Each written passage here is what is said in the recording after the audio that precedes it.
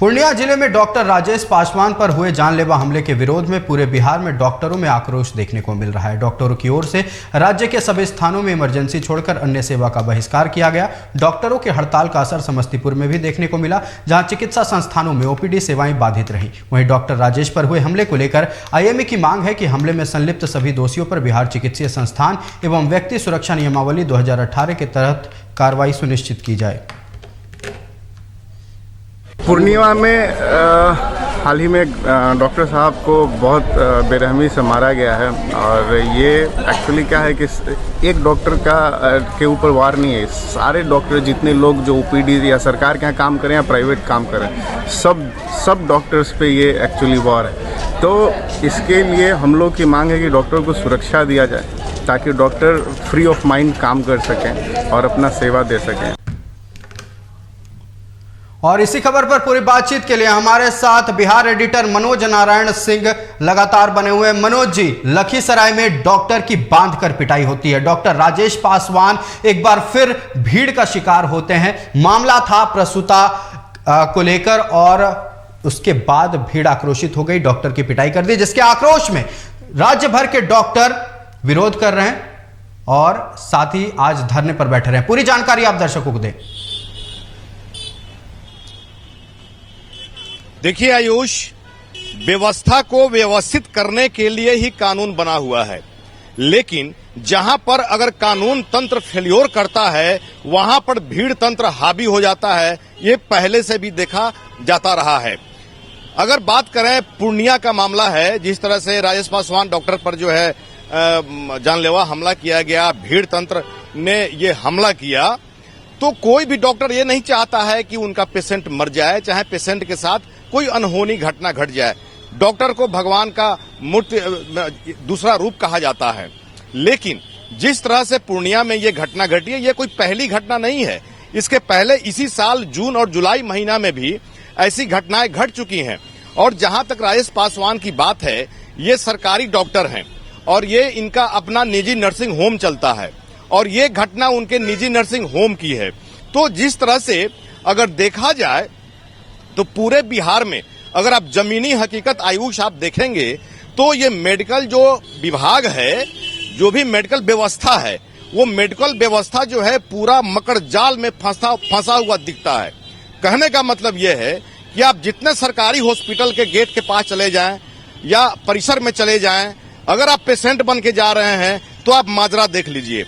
दलाल के हवाले सारे के सारे सरकारी हॉस्पिटल हैं और प्राइवेट नर्सिंग होम से उनका कांटेक्ट बना हुआ है और इस तरह की बातें, खबरें ऐसी हमेशा आती रहती हैं।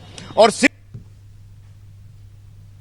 अगर आप बात करेंगे तो कोई डॉक्टर के पास अगर आप जाते हैं, प्राइवेट डॉक्टर के पास भी अगर आप जाते हैं अपने पेशेंट को लेकर के, तो अगर वो जो है पूरा अपना टेस्ट कराने का रिपोर्ट लिखेंगे, अल्ट्रासाउंड करने का देंगे, एक्सरे देंगे, जो भी हो सकता है वो देंगे और उनका एक चिन्हित जो है वो पैथोलॉजी सेंटर होता है। मतलब कि पूरा जो है ये तंत्र है, ये पूरा जो है दलाल के तंत्र में जो है जकड़ा हुआ है। तो सबसे पहले यहाँ पर जिला प्रशासन की लापरवाही कही जा सकती है, क्योंकि जिला प्रशासन के देख रेख में ये सारा जो है व्यवस्था, ये हॉस्पिटल का व्यवस्था होता है। अगर जो जिला हॉस्पिटल है वहां पर दलाल सक्रिय है या फिर इस तरह की बात सामने आती है, तो ये जो है कहीं ना कहीं जिला प्रशासन की फेल्योर कहा जाएगा। और जहां तक बात पूर्णिया की है आयुष, और पूर्णिया में अगर थोड़ा इसका हम लोग भौगोलिक भी थोड़ा एरिया देखें, पूर्णिया सीमांचल का ऐसा जिला है जहां से बंगाल और नेपाल का बॉर्डर लगता है, मतलब कि इंटरनेशनल बॉर्डर है और लगभग 1.5 या 2 घंटा समय लगता है बांग्लादेश में भी जो है जाने में। इंटरनेशनल बॉर्डर है और नेपाल बंगाल का जो पूर्णिया का जो सीमावर्ती बंगाल का एरिया है, यहां से लोग आते हैं पूर्णिया में इलाज कराने के लिए। लेकिन ऐसी बहुत सारी खबरें आती रहती हैं कि जो भी बाहर के जो पेशेंट आते हैं वो कहीं ना कहीं दलाल के चक्कर में आकर के प्राइवेट नर्सिंग होम में पहुंच जाते हैं।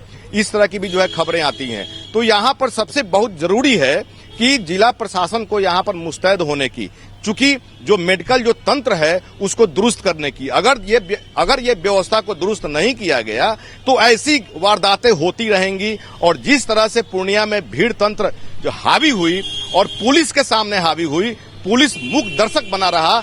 आयुष, आपको याद होगा 2014 में जब खगड़िया में राज्य रानी एक्सप्रेस से जो है कुछ लोग कट करके मरे थे, तो वहां आसपास के 2 जिला के एसपी लगभग 200-400 फोर्स को लेकर के 2 किलोमीटर की दूरी पर कैंप किए हुए थे, लेकिन हिम्मत नहीं हो रही थी वहां पर आने की। वो समय, वो नजारा भीड़ तंत्र का देखने में आया था कि जहां पर भीड़ तंत्र अगर हावी हो जाए तो कानून तंत्र जो है बच्चा साबित होता है। तो ये जरूरत है कि भीड़ तंत्र हावी नहीं हो। भीड़ तंत्र हावी नहीं होगा कि कानून तंत्र को सही रखना होगा, जिला प्रशासन को इस पर काम करना होगा। अब हालांकि राजेश पासवान को लेकर के पहले चिकित्सा संघ ने कहा था कि 1 घंटे का हम लोग स्ट्राइक करेंगे, लेकिन आईएमए ने डिसाइड किया। हमारा संपर्क हमारे बिहार एडिटर मनोज नारायण सिंह से टूट गया। हम एक बार फिर उनसे जुड़ने की कोशिश करेंगे, लेकिन बता दें कि लगातार बिहार में बढ़ते अपराध, डॉक्टरों के साथ मारपीट को लेकर डॉक्टरों का आज आक्रोश देखने को मिला। ओपीडी सेवाएं बाधित रही। हमारे साथ एक बार फिर बिहार एडिटर मनोज नारायण सिंह लगातार बने हुए जुड़ चुके हैं। मनोज जी, आप बता रहे थे डॉक्टरों की स्थिति पर, राज्य की कानून व्यवस्था पर, आप आगे बातें अपने बताएं।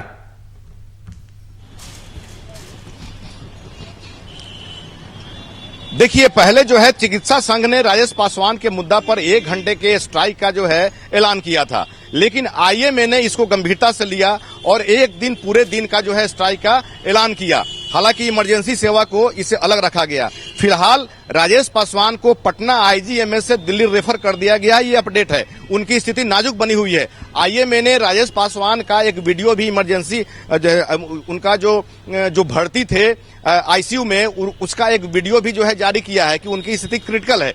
लेकिन सबसे बड़ा सवाल यह है कि प्रशासन को इस पर जो है एग्रेसिव होना होगा कि आखिर भीड़ तंत्र क्यों जो है हावी हो जा रही है। अगर इस तरह की पूर्णिया में पहले आपको याद होगा आयुष की पूर्णिया में जून महीना में एक नर्सिंग होम में कंपाउंडर ऑपरेशन कर रहे थे, वो भी वीडियो कॉल पर, डॉक्टर के वीडियो कॉल पर ऑपरेशन कर रहे थे और प्रसूता की नस कट गई, वो जो है वो जो है मौत के गाल में चली गई। इस पर भी बहुत हंगामा हुआ था, तोड़फोड़ हुई थी। तो इस तरह की घटनाएं घटती रहती हैं, लेकिन सबसे बड़ा सवाल यह है कि प्रशासन को इस पर जो है एग्रेसिव होना होगा कि ये दलाल का जो पूरा मकड़ जाल है मेडिकल विभाग में, उस मकड़ जाल को जो है खत्म किया जाए, नहीं तो ऐसी वारदातें होती रहेंगी। लेकिन फिलहाल आईएमए ने जिस तरह से आज का स्ट्राइक का ऐलान किया और कल जो है आईएमए की मीटिंग है, आपातकाल मीटिंग है, और कल के मीटिंग में आईएमए क्या फैसला लेती है।